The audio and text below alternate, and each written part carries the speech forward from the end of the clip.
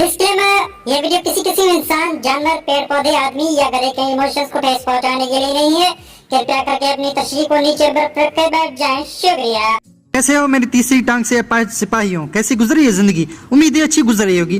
पहले कमेंट करके मुझे ये बताना तुम में से किस किस को तीसरी टांग से अपाहिज होने का मतलब समझ आ गया है, और जिस जिसको मतलब समझ नहीं आया, तुम लोग आज रात को 12 बजे के बाद अगर फ्री हो तो हवेली पे आ जाना। आज मैं बात करने वाला हूँ नजीम शब्दों की, जो हमारी जिंदगी में चार चांद लगा देते हैं, हमारे इमोशंस एक्सप्रेस करने में हमारी मदद करते हैं। तो कहीं कूल डूड 69 किस्म के लौंडे इसे अपनी दर्द की दवा बना लेते हैं और अपनी जिंदगी का इम्पोर्टेंट हिस्सा बना लेते हैं, मतलब कि सोसाइटी की माँ की चूत। तो कहीं बाबा आदम के जमाने के बुजुर्ग बच्चे ऐसे मोहल्ले, समाज, परिवार, फैमिली स्टॉक के लिए के जाप यानी श्राप मानते हैं। तो मैं बात करने वाला हूँ उस चीज की जो प्यार, जंग, मोहब्बत, जज्बात, सेक्स, दोस्ती हर जगह यूज किया जाता है और उसके बिना बात अधूरी रह जाती है। जिंदगी में इस तरह इम्पोर्टेंट है जैसे सांस लेने के लिए ऑक्सीजन, शादी करने के लिए नौकरी, जीएफ बनाने के लिए पैसा और हगने के लिए प्रेशर। तो सही समझा तुमने भोसड़ी वालों। आज मैं बात करने वाला हूँ गालियों की, यानी बैड वर्ड्स, अश्लील शब्द, यानी गंदी गंदी गंदी बात।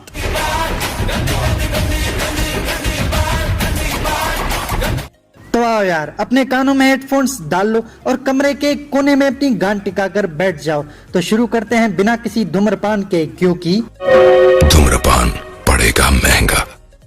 गालियां, बैड वर्ड्स, अश्लील शब्द हमारी सोसाइटी का हिस्सा है। तुम लोगों का नहीं पता, लेकिन मुझे पर्सनली लगता है जिस समाज में गालियां नहीं दी जाती उनका सामने स्लो नहीं कतई मर चुका है, क्योंकि उनके पास क्रिएटिविटी नाम की कोई चीज ही नहीं और गालियों में बड़ी क्रिएटिविटी लगती है भैंचोद।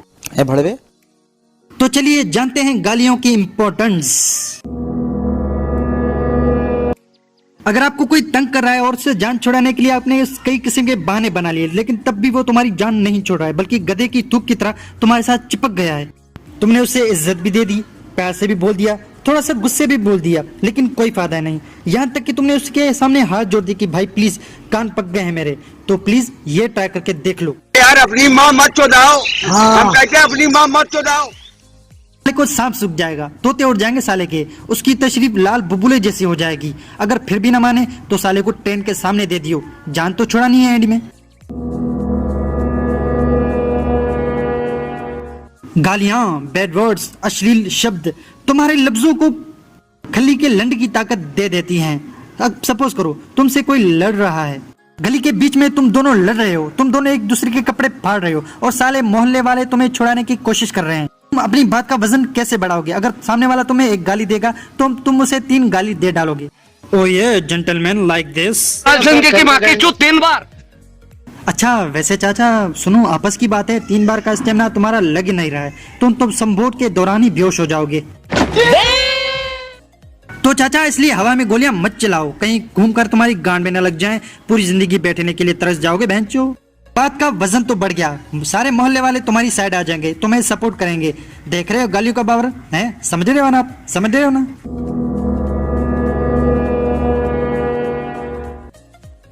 तो यार अगर तुम अपनी गली के गटर के ऊपर बैठकर अपने दोस्त को गालियां दे रहे हो, वहीं पे कोई राह चलता आदमी जिसको जिंदगी से कुछ लेना देना नहीं है, जिसके एक हाथ में सिगरेट, एक के जेब में शराब और दूसरे जेब में चर्स है, वो भी तुम्हारी गालियां सुनकर तुम्हें कहता है कि बेटा गालियां मत दिया करो, इससे पाप लगता है, जहन्नम में जाओगे। तो अंकल तुम जो ये कर रहे हो, तुम्हें भी जन्नत मिर्जा की टिकट नहीं मिलने वाली, तो तुम भी क़यामत के बाद तेल की कढ़ाई में मिलियो। फिलहाल हमारी गाल में भी मत करो प्लीज।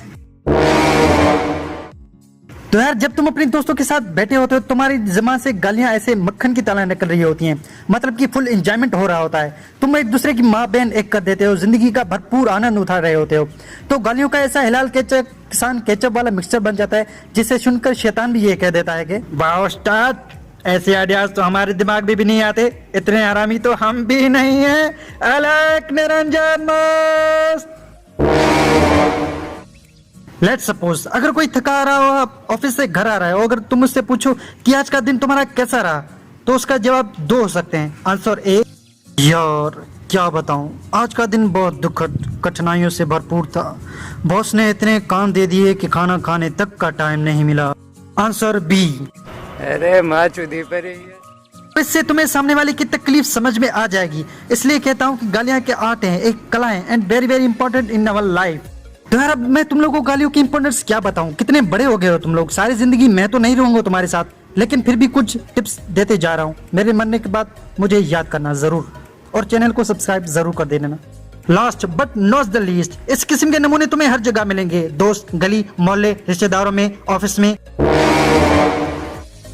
एक मौसा, चाचा, ताया, फूफा, फूफी, नाना, बुआ, इन सब का मजाक नहीं है। मुझे चाहे तो मुंह से गूं उठाकर मार लियो, मगर इन सब का मजाक नहीं। अबे भैंस के लंड। तो यार एंड में यही कहना चाहूंगा कि गालियों को एंजॉय करो। मेरा कहने का ये मतलब नहीं है कि जाकर अपने प्रिंसिपल को चुतिया बोल दो। अपने रिश्तेदारों और मोहल्ले वालों को ये कहो, आओ भोसड़ी वालों साथ में चाय पीते हैं, तुम्हारी माँ की चूत। अगर ऐसा करोगे तो ना घर के रहोगे ना घाट के, धोबी के कुत्ते जैसी हालत हो जाएगी तुम्हारी। तो यार अगर आपको मेरी वीडियो पसंद आई हो तो वीडियो को लाइक करें और सब्सक्राइब वाले बटन के साथ बटन डढम करें, या सब्सक्राइब वाले बटन के साथ गुलू गुलू करें, मुझे नहीं पता, बस सब्सक्राइब होना चाहिए। और ये वीडियो अपने दोस्तों के साथ भी शेयर करें और कमेंट और लाइक करना भी ना भूलें। मिलते हैं किसी न्यू वीडियो में, बाय।